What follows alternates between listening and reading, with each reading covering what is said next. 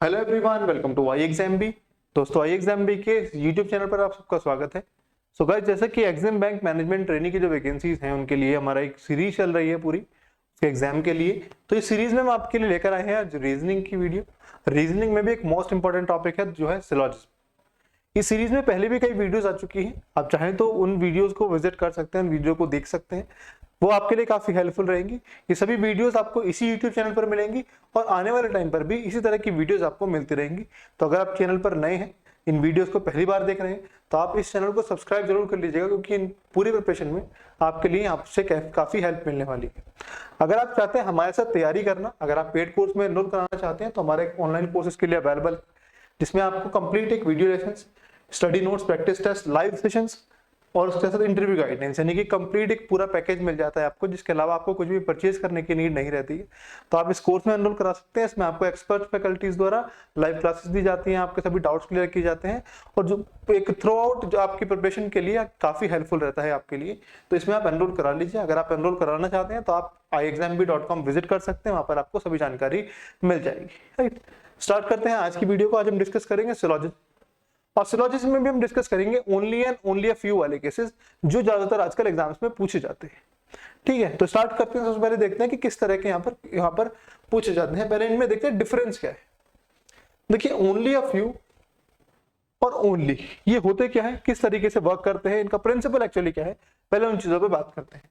देखिए, only a few की अगर बात करें तो हमारे पास मान लीजिए ये स्टेटमेंट गिवन है, only a few A are B, only a few A are B.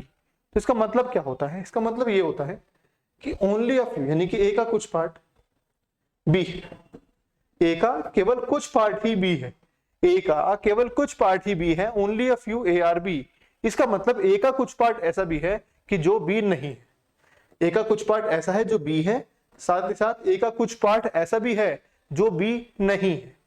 यानी कि ओनली अ फ्यू जो है ये सम और सम नॉट, इन दोनों को अपने अंदर ही लेकर चलता है, इन दोनों को डिनोट करता है। कहीं पर आप लिखो सम ए आर बी, उसके नीचे आप लिखो सम ए आर नॉट बी, या फिर इन दोनों स्टेटमेंट्स की जगह आप लिख दो सीधा सीधा only a few A are B, तो उसका मतलब भी उन दोनों स्टेटमेंट्स के बराबर होगा। अगर खाली सम ए आर बी की बात करें, अगर मान लीजिए कहीं पर लिखा है some A are B, some A are B मान लीजिए इस तरह से हो गया, इसका मतलब यह है कि ए का कुछ पार्ट तो बी है, बट ए का जो बचा हुआ पार्ट है वो बी है या बी नहीं है, उसके बारे में कोई इंफॉर्मेशन गिवन नहीं होती। ठीक है, लेकिन ओनली अ फ्यू में क्या डिफरेंस होता है? Only a few A are B का मतलब होता है कि ए का कुछ पार्ट ऐसा है जो बी है, साथ ही साथ ए का कुछ पार्ट ऐसा भी है जो बी नहीं है।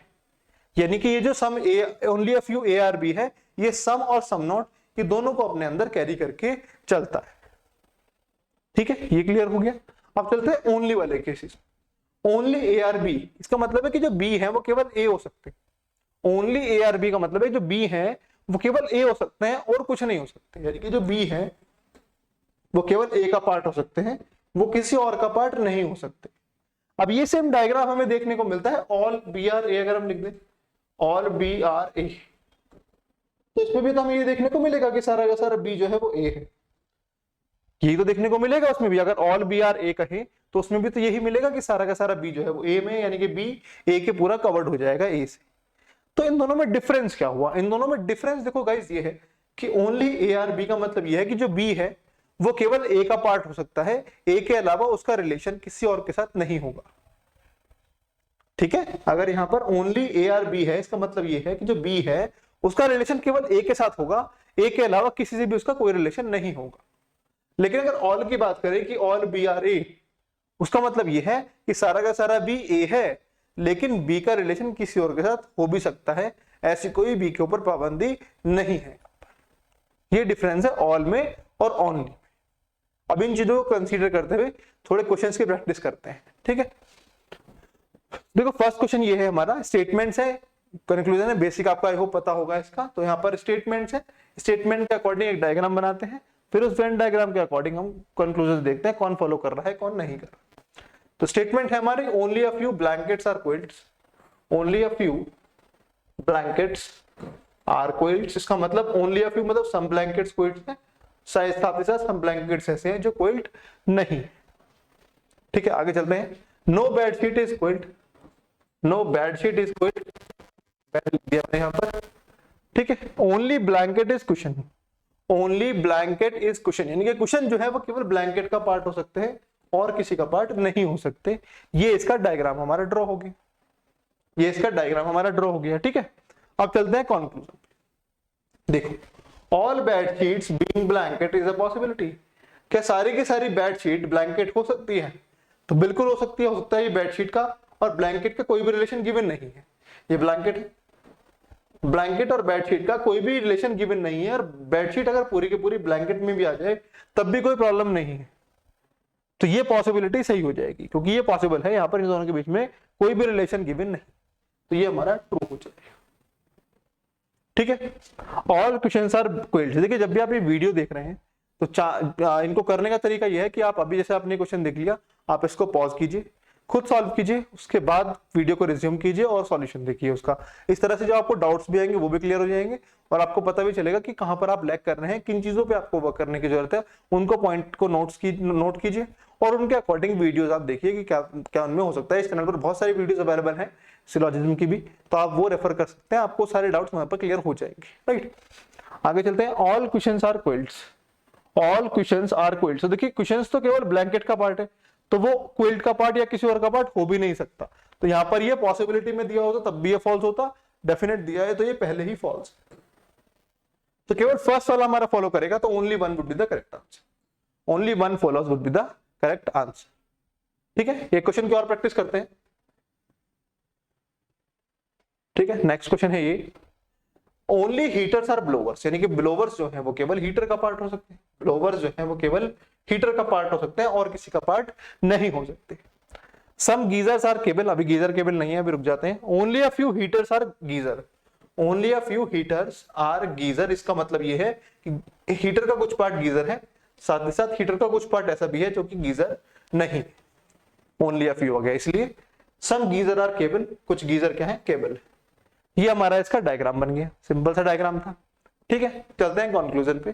फर्स्ट कंक्लूजन है some cables are heater, some cables are heater. तो एक बार देख लेते हैं, तो केबल और हीटर, देखो केबल और हीटर के बीच में कोई भी ऐसा डायरेक्ट रिलेशन हमें दिख नहीं रहा है ना। ऐसा हो सकता है कि कुछ केबल हीटर हो जाएं, लेकिन ऐसा डेफिनेट नहीं है, क्योंकि यहां पर इन दोनों के सर्कल बिल्कुल हमें अलग दिखाई दे रहे हैं हमारे डायग्राम के अकॉर्डिंग, ठीक है। तो इस केस में क्या होगा, जो भी डेफिनेट केस होंगे इनके बीच में उन्हें हम फॉल्स करेंगे, जो भी पॉसिबिलिटी होगी उन्हें हम ट्रू करेंगे। तो यहां पर ये एक डेफिनेट केस है, पॉसिबिलिटी में कैन भी या फिर पॉसिबिलिटी खुद लिखा हुआ होता है, यहाँ पर सम केबल आर हीटर, तो ये डेफिनेट स्टेटमेंट है, ये स्टेट कर रहे हैं इस चीज को, बता रहे हैं इस चीज को, तो ये हम फॉलो नहीं करा पाएंगे क्योंकि इन दोनों के बीच में कोई भी रिलेशन हमारा डायरेक्ट गिवन नहीं, ये हमारा अनफॉलो करेगा, ये डाउटफुल केस रहेगा, ठीक है। नेक्स्ट देखते हैं, some heaters are not cable, some heaters are not cable. देखो, तो heater, some heaters are not cable, तो अगेन हीटर और केबल के बीच में कोई भी डायरेक्ट रिलेशन गिवन नहीं है, तो इस केस में भी हम क्या करेंगे, इसको हम फॉल्स मार्क करेंगे क्योंकि ये डाउटफुल रहेगा। अब बात आती है, देखो जब दोनों हमारे केस यहाँ पर अनफॉलो हो जाते हैं तो बात आती है ईदर और केस की, कि क्या ईदर और केस फॉलो करेगा या नहीं करेगा, क्या ईदर और केस फॉलो करेगा या नहीं करेगा।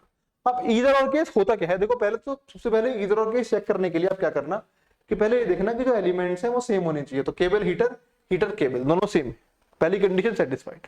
अब चलते हैं आगे, सेकंड कंडीशन ये है कि हमारे जो हमें सामने कंक्लूजन दिए हैं उन कंक्लूजन के अलावा कोई और पॉसिबिलिटी नहीं बननी चाहिए। ईदर और का मतलब ये होता है कि या तो ये या फिर ये, इसके अलावा कुछ और नहीं हो सकता, तभी तो ईदर और केस हुआ कि या तो ऐसा होगा या फिर ऐसा होगा, इन दोनों के अलावा कोई और केस पॉसिबल नहीं है, तभी वो ईदर और की कंडीशन में आएंगे। अब यहां पर समझो, सम केबल आर हीटर, ठीक है, कुछ केबल क्या है, हीटर हो जाए। दूसरा केस है सम हीटर आर नॉट केबल, क्या ऐसा नहीं हो सकता कि सारे के सारे हीटर केबल हो जाएं? तो ये हमारा नहीं हो सकता, क्यों, क्योंकि सारे के सारे हीटर के अंदर क्या है, ये पूरा का पूरा बी है, समझ रहे हो, इस हीटर के अंदर ये क्या है, हीटर के अंदर पूरा ब्लोवर है, और ब्लोवर किसी और का पार्ट नहीं हो सकता। जब ब्लोवर किसी और का पार्ट नहीं हो सकता तो ये पूरा का पूरा हीटर ये किसी और का पार्ट नहीं हो सकता, क्योंकि अगर पूरा का पूरा हीटर ही सी के अंदर चला जाए तो इस बी को भी सी के अंदर जाना पड़ेगा, जो कि पॉसिबल नहीं है, क्योंकि यहां पर ओनली का रिलेशन है हीटर से किसके बीच में, ब्लोवर के बीच में, तो यहाँ पर ऑल वाला नहीं चलेगा, तो यही कंडीशन बनती है कि सम हो या फिर सम नहीं हो। तो यहाँ पर जो आंसर होगा वो हो जाएगा option B, that is either 1 और 2।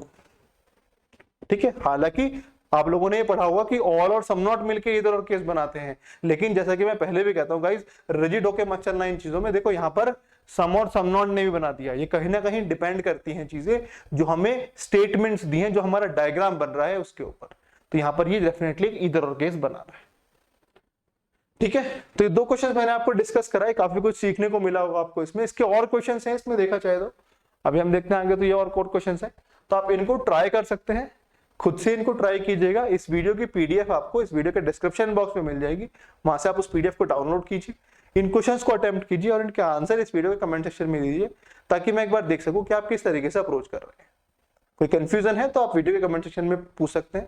इसके अलावा अगेन मैं वही चीज बताऊंगा आपको, अगर आपको लगता है कि तैयारी में कुछ कमी चल रही है आपकी, तो आप हमारे ऑनलाइन कोर्स में एनरोल करा लीजिए। आपको कंप्लीट एक पूरा पैकेज मिल जाता है, लाइव क्लासेस मिलती हैं, उसमें सभी डाउट्स आपके क्लियर हो जाएंगे, बहुत हेल्पफुल रहेगा आपके लिए एग्जाम को क्रैक करने में। राइट, कंप्लीट पैकेज है, इसके लिए आप विजिट कर सकते हैं www.iexambee.com, या फिर आप कॉल कर सकते हैं 9205524028 पर। नंबर मैं रिपीट कर देता हूँ, 9205524028। यहाँ आपको सभी जानकारी मिल जाएगी इस कोर्स से रिलेटेड, जो भी डिस्काउंट होगा वो भी आपको वहां बता दिया जाएगा, ये सब चीजें आपको मिल जाएंगी। राइट, कोई डाउट हो, किसी चीज को पूछना हो तो कमेंट सेक्शन ओपन है, आप उसमें लिख सकते हैं। So all the best everyone, keep learning.